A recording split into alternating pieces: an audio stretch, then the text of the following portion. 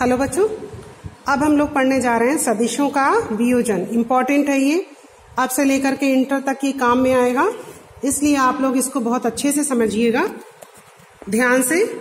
और इसके न्यूमेरिकल्स भी आते हैं। अब देखिए, कोई वेक्टर है ये हमारा ए वेक्टर, ठीक है ना। ए वेक्टर माना ए वेक्टर दो परस्पर लंब घटकों में वियोजित करना है हमको इसे, ठीक है। एक घटक हमारा ये है एक्स अक्ष की दिशा में, जो कि क्षैतिज घटक कहा जाता है, उसे मान लिया हमने ए एक्स वेक्टर, ठीक है। एक हमारा है ऊर्ध्व घटक, ऊर्ध्व घटक यानी वाई अक्ष की दिशा में, जिसको हमने ए वाई वेक्टर मान लिया। ये हमारा क्या है, मूल बिंदु, ठीक है। वो हमारा क्या है, मूल बिंदु। मूल बिंदु से ए वेक्टर हमारा जो है यानी ए सदिश थीटा कोण बना रहा है, ठीक है ना। मूल बिंदु ओ और क्षैतिज वेक्टर ओपी से, क्षैतिज ओपी से जो है ए वेक्टर थीटा कोण बना रहा है, ठीक है। अब इसकी पोजीशन लिखने के लिए ए वेक्टर परिणामी वेक्टर है, परिणामी सदिश है। इसको हम जो है पी क्यू आर, पी व क्यू तक खींचे गए वेक्टर ए एक्स और ए वाई वेक्टर, इनके ये घटक हैं एक्स और वाई अक्ष दिशाओं में। इस प्रकार हम ए वेक्टर के परिणामी सदिश ए वेक्टर को हम इस प्रकार से लिख सकते हैं, ए X vector plus A Y vector, ठीक है। अब ए एक्स और ए वाई इन एक्स अक्ष और वाई अक्ष दिशाओं में जो है हमारे एकांक सदिश होते हैं।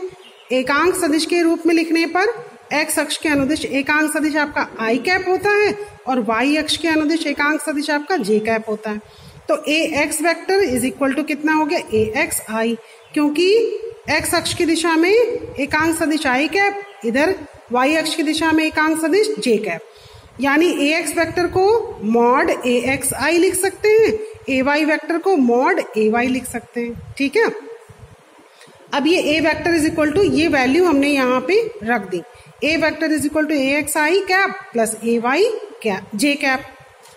अब नेक्स्ट, अब घटक ए एक्स वेक्टर तथा ए वाई वेक्टर का परिमाण ज्ञात करने के लिए माना वेक्टर ए वेक्टर अक्ष ओ एक्स से थीटा कोण बनाता है। जैसा कि मैंने ये आपको पहले ही बताया था कि वो थीटा कोण से कोण बना रहा है, ठीक है ना। अब हमें इसके क्या करने हैं, घटक ज्ञात करने हैं। घटक ज्ञात करने के लिए मैंने इस कागज को निकाल लिया, क्योंकि बार बार चित्र की जरूरत पड़ेगी। अब देखिए, आपको ये पहले भी बताया जा चुका है कि साइन थीटा बराबर होता है लंब बटे कर्ण और कॉस थीटा बराबर होता है आधार बटे कर्ण। कॉस, इसमें ये भुजा लंब है, 90 डिग्री का कोण बना रही है, ये कोण थीटा है। थीटा कोण के सामने वाली भुजा लंब होती है और थीटा जिस पर स्थित होता है वो आधार भुजा होती है, ठीक है। तो साइन थीटा यानी साइन थीटा बराबर होता है लंब बटे कर्ण। लंब क्या हो गया आपका, ये वाला लंब हो गया आपका पी आर, त्रिभुज ओ आर पी में, ठीक है, लंब बटे कर्ण, ठीक। और कॉस थीटा बराबर क्या हो जाएगा, आधार बटे कर्ण। आधार आपका हो गया ओपी, कर्ण हो गया आपका ओ आर, ठीक। इसी तरीके से अब त्रिभुज ओ आर पी में, त्रिभुज ओ आर पी में कॉस थीटा कितना हो गया, कॉस थीटा बराबर हो गया आधार बटे कर्ण, यानी ए एक्स वेक्टर बटे ए, ठीक है ना।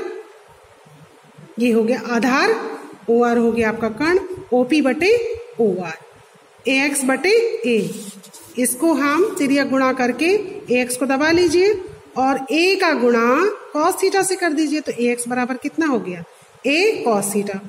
अब इसी तरह साइन थीटा बराबर लंब बटे कर्ण, लंब हो गया आपका ओ क्यू लिखा गया है, O Q is equal to R P के बराबर है, ठीक है ना।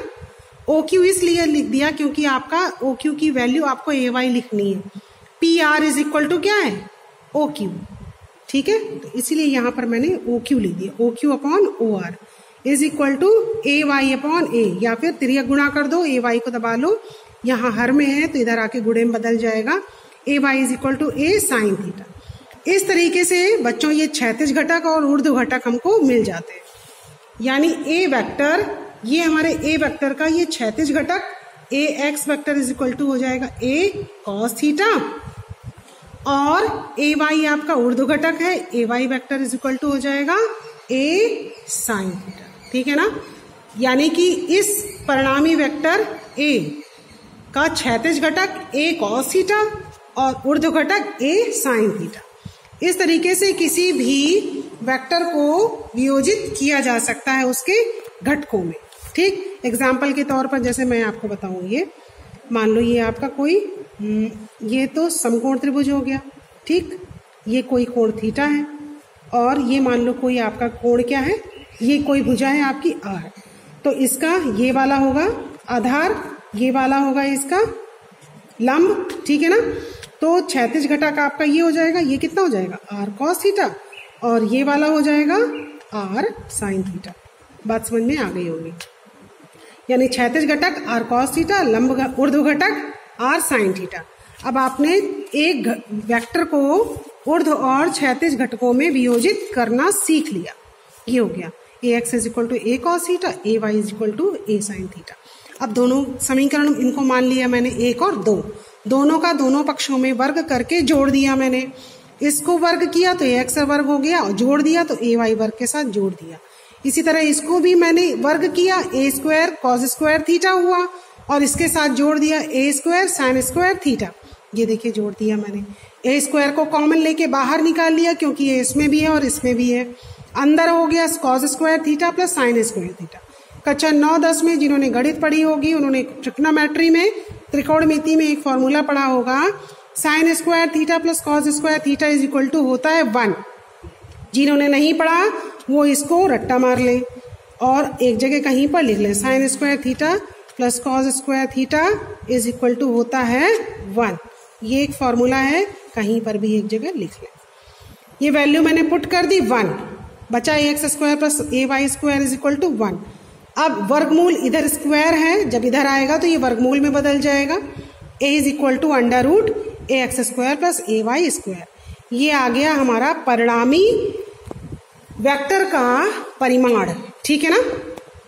अब यही जो समीकरण थे हमारे दो तीन समीकरण, इनको मैंने 3 में 2 का भाग दे दिया, यानी ए वाई को ऊपर रखेंगे और ए एक्स को नीचे। तो ए से ए कट गया, साइन थीटा बटे कॉस थीटा, ये भी एक फॉर्मूला होता है ट्रिग्नोमेट्री में। ये होता है tan theta is equal to होता है sine theta upon cos theta. यानी जहां sine theta upon cos theta लिखते हैं वहां पर हम tan थीटा लिख सकते हैं। tan theta is equal to हो गई ए वाई अपॉन ये A X, A Y upon A X. अब थीटा इधर रख लिया मैंने, tan को इन्वर्स कर दिया, इधर ले आए तो ये दिशा भी मिल जाएगी कि हमारा वेक्टर ए वेक्टर का पर जो दिशा थी यानी जो कोण था वो कितना था वो हम इससे निकाल सकते हैं, A Y upon A x, tan inverse A Y upon A x. इस तरीके से ये वेक्टरों का वियोजन, उनके सदिश वेक्टर, उनके जो है परिणाम और दिशाएं सभी निकल आए। इसके आप इसको तैयार कीजिए।